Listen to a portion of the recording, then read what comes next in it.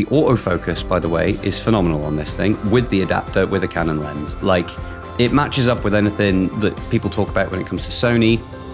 Hi, and welcome to the Your Story Studios podcast, a podcast where we talk about all things content creation. And today on the show, I'm joined by Lewis, and today we are going to be talking about your camera gear. Lewis, tell me about your camera gear. My camera gear, wow. So right now I shoot on a Panasonic Lumix S5II. It is a little workhorse. I love this thing, but I pair it up obviously with the Ninja V.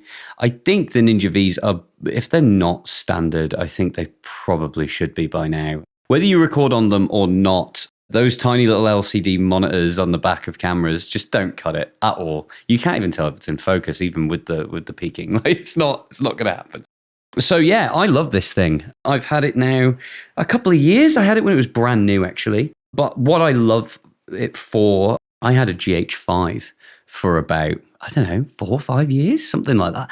Great little camera. I love the GH5. Just had so many features, and it's such a low price point as a freelancer going through the industry, trying different kinds of shoots, a lot of fashion and beauty stuff. It was quick, it was light, it was easy to do events as well, although not low light events, as you might imagine. Don't shoot in the dark. Or if you do, stylize it. That was kind of fun. I had to move on to this kind of full frame camera. And this has basically all of the same features and more than the GH5 does.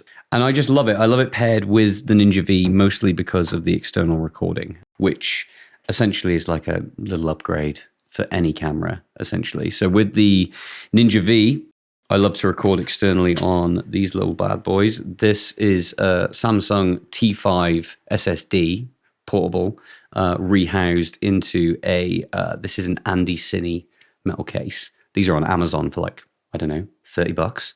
And you rehouse it, you will void your warranty. The Samsung T5, you take it out, you connect it into this thing, stick it together, and then the real benefit is it'll slide directly in the back, and you've got the exhaust port free. So this is a real trick, because these things get hot, really hot, especially when you're recording, and you need big SD drives, because if you can shoot ProRes, which this does paired with this, then your files are massive. So do keep that in mind. That's my number one thing, I guess, in terms of things to look out for if you're going to do this. However, your footage will be clean. It will be really nice, high quality stuff. So my biggest concern with shooting on the Ninja 5 is that the file sizes can be quite big when you're shooting ProRes. How do you work around that? The main thing is, I guess, my editing workhorse at home, I've got an internal drive of 8 terabytes, and that's my archive, essentially. I don't keep RAWs past a certain date. I do always check with the client before I erase that data, whether they would be interested in purchasing it or whatever. That is a good business tip. Yeah, you're right. That is a great business tip. Essentially, you own those RAWs. You have shot that footage. It is your camera. You do own the RAWs. Do not give your client your RAWs. You can sell them to them. It's really important. So unless they've given you a contract and they say, no, we own the footage. So that is one thing to be aware of. One thing to be aware of. Yeah, all these things, obviously, you do learn in time. But yeah, when with the RAWs thing, it was like, oh, okay, interesting. How many times have I given away RAWs? It's like that. I'm not someone who holds them for ransom or anything like that. I actually find there's a lot of benefit these days in packaging them in a different way. So Reels is the name of the game, and people love to have little clips that they can basically clip into whatever reel they want, however they want it. That's what I do with a lot of the RAWs. I tend to put them in one sequence, and I basically format them all so they're the same, they're all vertical, and then I just clip them. And I just export, bang, bang, bang, bang, bang, in, out, in, out, in, out, in, out, and I just go along until I've got 20 more clips. It's not all the RAWs, it's an extra bit for the client. They are super appreciative of stuff like that. They will never use them. They've never used them, right? But the value's there. The value is there. The value is there. The client is super happy, and they pay you quicker. That sort of thing. It's about keeping that relationship fresh. In terms of file sizes, because I love to go on a tirade, file sizes, you do have to be, there is a bit of file management to be done. I do tend to you can shoot LT, which brings them down quite a lot. It all depends on just the task at hand and the day you've got. I do have 2 of these. So I just swap them in and out. I don't think I've ever filled the 2 terabyte though on a shoot, to be honest. Like, and that's all day shooting. Say ecom for somewhere, you want to do 30 to 40, garments for one brand, and that's shooting pretty much all day. Even then, I don't fill it. Yeah.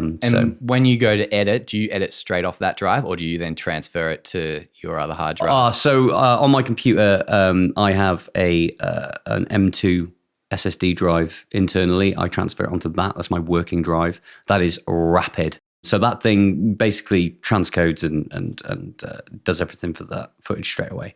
So I don't have to worry about that. Once that job is completed, exported, delivered, everything signed off, invoice paid, that's when it goes into the archive drive and it sits there for 3 months. And I can duck back in, take whatever I need. If I need to work on it again, I can work from the archive drive for smaller edits. If I need to do a full re-edit, which I think thankfully I haven't really done, but I have brought it the raws out of the archive in order to do show reel work and re-edit some bits and certain clips however I might want it. Yeah, so, great. Yeah, that's essentially my workful. Yeah, cool. So coming back to the S5II, sell it to me. It's a workhorse. I love it. It's hardy. It's beefy. It's heavy. It's got some weight to it. It feels good in the hand. It feels great in the hand. It's really ergonomic. Obviously, I've got the cage on it at the moment, just the small rig, and it allows me to attach the monitor. It allows me to do whatever I need to it, really. I mean, even the rail system on the side with this cage, I think I've attached a light to it every now and again as well if I need to. But the camera itself, it's full frame. It has a range of features, mostly in the 4K range. You go up to 6K, it can do open gate, which the footage is gorgeous. It's really pretty. It only shoots up to 25 frames though on 6K. So it can be good for, if you've got that specific setting in mind with like a short film, can be really good. You can work with it. There's a lot more to play with. But for me, when you get into bring it down to 4K, that's just with the open gate, it's 25 frames in PAL where we are in Melbourne, whereas I think NTSC is 30 frames. So if someone's going to fact check me, that's fine. Yeah, do look into it because obviously I'm from the UK. I'm going to shoot in PAL. Yep. So yeah, at the moment I drop it down to 4K and then you can open it up to I believe 100 frames a second on 4K shooting ProRes with that. You can have a lot of fun with it. Essentially, you give yourself a lot of space. I find it to be a bit of a Swiss Army knife in terms of a camera, just so I can play with all sorts of things more than anything. And yeah, it hasn't failed me. It doesn't let me down. Battery life is great, and I've got on the front, I've just got this adapter so I can have EF mounts, EF lenses on it. Mostly because I share the lenses with my partner who shoots on Canon, and that actually is the next important point. Good trick for videographers. A lot of videographers shoot on Sony. The color space of Sony's is very different to Canon. Most photographers shoot Canon. So when you're on a job with a client, if you're sharing a set, you're sharing the lights, which is happening more and more often. I see people go into continuous lighting rather than flash because they need video content as well as photography. The Panasonics match up much better with Canons than they do Sony's. Additionally, Panasonic's Lumix specifically are much more geared towards video than like photography, as I think most people know in this sort of industry. Whereas, I'll be honest, I've tried Canon for video. Not as innovative as I think they used to be, is all I'll say. I think some of their current new releases might be a bit more innovative. I haven't touched any of them yet. I haven't had a play either, to be fair. Yeah, so if you're going to fact check us again and say, well, actually, the C400 or the C80 or the R5II or whatever is actually, I understand. We're just talking about what we've got here right now. Also, yeah, if you've got the money to drop on a brand new Canon, go for it. Like 100%. It's going to be a great camera. It's going to work for you. That's wonderful. In terms of the price point for this thing and what it can achieve, like for a videographer, especially if you're starting out, 100% grab one. I love it because I know Panasonic. I know the workflow. I know what it can give me with the Ninja as well. It hasn't failed me. Do you know what I mean? Mostly because at the end of the day, I don't focus purely on just getting the next latest big camera to come out. I focus on what I can do with the lighting, what I'm doing with the set, how I'm working with models, how I'm working with art directors, etc. I find that those skills improve my videos more than any cine camera would. Do you know what I mean? I've had great shoots with like an FS5 or an FS7, And I see their application and why they're essential for certain shoots. But for a lot of freelance work, especially events, certainly beauty and fashion shoots and whatnot that I do a lot of, product as well. I mean, these things are lightweight. They're super fun. You can pick them up. When this is connected as well, like I like to hold the neck. And actually, these two balance each other out really nicely when the battery's on this, because I have a big battery pack for the back of this. It actually balances out quite nicely, and you can hold it vertically. And I kid you not, it is stable. It's really quite fun. But that's just me. That's a very specific me way of working, I think. Yeah, great. So we've talked about the gear. Now, how do you use the gear in a practical real world scenario? Talk me through a recent shoot that you've used this on and any tips and tricks that you might have to educate our audience today. So when it comes to what I use this for, I really love its run and gun nature. Although at the same time, I can plant it on a tripod and it's stable. The autofocus, by the way, is phenomenal on this thing with the adapter, with a Canon lens. Like it matches up with anything that people talk about when it comes to Sony. I've seen people move in and out. It'll follow the eye. It'll track the eye perfectly. It's fine, especially if you light it correctly. Because usually if you don't light it, the autofocus isn't going to work. But the way I use it quite often is, say I have to shoot a certain garment. Usually, you want your long shot, you want your medium close-up, and then we're going for detail shots as well. What I love about this is I can just quickly whip it off the tripod. It's then handheld with the monitor, and I can just follow it and track up a model and find every detail that I need, always communicating with the models at all times as to what area I'm on, how I want them to move. I'm quite, as you can see, kind of physical in the way I talk and move anyway. So when I'm on set, working with a model, I won't even go near the camera at first. I'll go over to them, talk to them, make them feel comfortable. First and foremost, I am going to shove a camera in their face. I want them to be happy. Essentially, once I've spoken with what I'm going to do, I'll talk about the details we're looking for on the dress. I'll look in details what we want, talk with the art director or the stylist as to what we've got going on. From there, I will communicate all the way along. So even if I'm tracking up the arm, I'll be like, okay, I'm on your shoulder, I'm on your neck, and then get them to turn and look into the camera, etc. So just on that as well, I like to always start with, have you done much video before with a model, especially on fashion and beauty? Shooting models for photography versus video is very different. They have different needs. The camera has different needs. Art directors have different needs. Essentially, quite often with photography, they will snap into poses, we'll do all this and this, and it's a lot of fun. But with video, it's almost kind of pointless for us. Unusable. Completely, right? So I always say the easiest thing is we're not looking for the pose per se. We're looking for the movement between pose A and B. So if you're going to go from this to this movement is the most important part of it.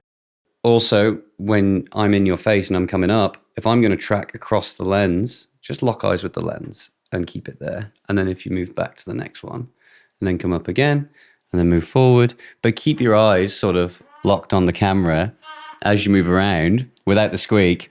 And that's really the tips and tricks I tell models. And that's the easiest way to relax them, get it into it. And then they're focused directly on the lens, which then is communicated directly to your audience, because that's who they're really looking at, is the person who wants to buy the dress or the makeup or whatever it might be. Yeah, no, that's really helpful. Yeah, that's what I tell them. And if they still don't feel comfortable or if they seem a bit nervous, I just tell them the story of Arnold Schwarzenegger. So essentially, Terminator, Arnold Schwarzenegger, the real trick to his character in that film is the eyes. So he doesn't, like most robots might just turn their head and turn it back. He doesn't. He looks first and then he turns his head. That's what you're doing with a model. So you turn all these people into Terminators. So essentially, if you share that with them, they'll relax a little bit. You get to know them a bit better, tell them a story, spin them a yarn, as the Aussies say, and off you go, basically. Yeah, that's a really good tip. In regards to the lenses that you're using on these shoots, talk me through those. Are they prime lenses or are they zoom lenses? Obviously, depends on what it is we're doing. I mean, I've got a love for you can't go wrong with the 24-70, can you? I mean, those things just shoot everything. I love them for fashion. They're very quick to adapt without moving a tripod so much, or like even putting on a lens that's too long, like an 80 or something like that, and then being like, oh, I've got to move all the way back here. It all depends on what it is you want to achieve on the shoot, really, because when it comes to product, I would always shoot with a 100mm macro lens, and that just gives me everything. Quite often 50s are really good for portraiture.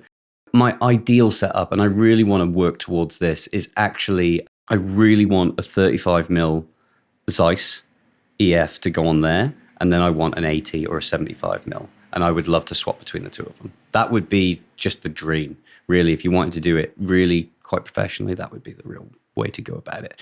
The pairing of those two lenses, I think, sort of gives you pretty much everything you'd need. Obviously, to each their own, whatever you might work on. If it's talking heads, like, do you need it? Maybe not. You know, you can have a more multi-purpose lens. So for me personally, I just love the look of something more like a 75 or an 80. Yeah, great. And we've talked about the camera. Is there any other gear that you find yourself taking to set to be able to do the projects that you're doing? What do I take with me? I usually have a bag full of batteries, batteries and cables. Yeah, just on set, a great tripod, good tripod head. I realized it's going to sound so silly because it was quite later on in my career as a videographer, really. I discovered like this beautiful Manfrotto tripod head, and it was shooting just ecom, and I wouldn't stop talking about it all day. I haven't actually brought it with me, but I brought it all the way to Australia with me. I went out immediately and bought myself one. It's the big chunky one. We'll show an image of it here. That thing was brilliant. It's really great for every kind of movement I might want. Just the settings on it allow me to get any kind of smooth pan or tilt that I might want. And it's rock solid when you lock it off. It's not going to move at all. So that Manfrotto tripod head is phenomenal. But otherwise, the main piece of gear you can take with you onto a set is your own ability to direct a model. 100%. Like, it doesn't matter how much equipment you do or don't have. A lot of my photography work, I shoot on a Lomo apparat. It's a toy camera. But the work I produce, I love because I know what we did to get certain shots, how we've worked with actors or models. The equipment is just a tool at the end of the day. If you're overly thinking about what equipment you're going to take with you the next day, you may be losing out on time of thinking about what you actually need to shoot and what you're actually going to produce and what that pre-visualization is and how to work with a model, who you're going to be with, what time have you got to be there. There's so many factors. For me, I've got that little setup. I've got my batteries. I've got my cards. Away we go. Do you know what I mean? Get it in the backpack. To be fair, I can talk about my bag. It's the greatest bag in the world. Again, it's Manfrotto. Big up to them. It's the National Geographic Africa bag. If you can find one of these things, buy it. It's the greatest camera backpack, laptop holder, all-round general purpose bag I can possibly recommend. It has straps on the side for tripods. I've carried half a studio with this bag to London and back. So you're a walking production house. Oh, 100%. Yeah, that's right. I am, literally. You can strap Nanlite Pavo tube bags to it. It is phenomenal. And it's got this great sort of canvas leather look to it that, someone once said to me, World War I called, they want their bag back. But it is the most practical, brilliant thing I can recommend. So yeah, a good bag. Excellent. We all need a good bag. And in regards to lighting, do you try to shoot things naturally or do you have fixtures that will help make the image look prettier? When I had my own studio, I shot most of it with I had just an FS, I think it was an FS300 Nanlite, and I had two Nanlite 30Xs Pavo tubes, and I had I think it's the 60X, the longer one. It's like a meter long. That thing was great. Again, for beauty work, beautiful. You can put the long Pavo tube above someone and put the smaller one under someone. The catch light you get from those tubes is unbelievable because there's this beautiful curve. And then you can put it on rainbow mode and you've actually got a rainbow in someone's eye. So those kind of things were really good fun for beauty. But if I'm shooting larger scale stuff, there's a lot of value to be had with lantern attachments. Those things are beautiful. Just the way they spread the light is just gorgeous. Nice and soft. Oh, just stunning. Especially for any kind of fashion beauty work, 100%.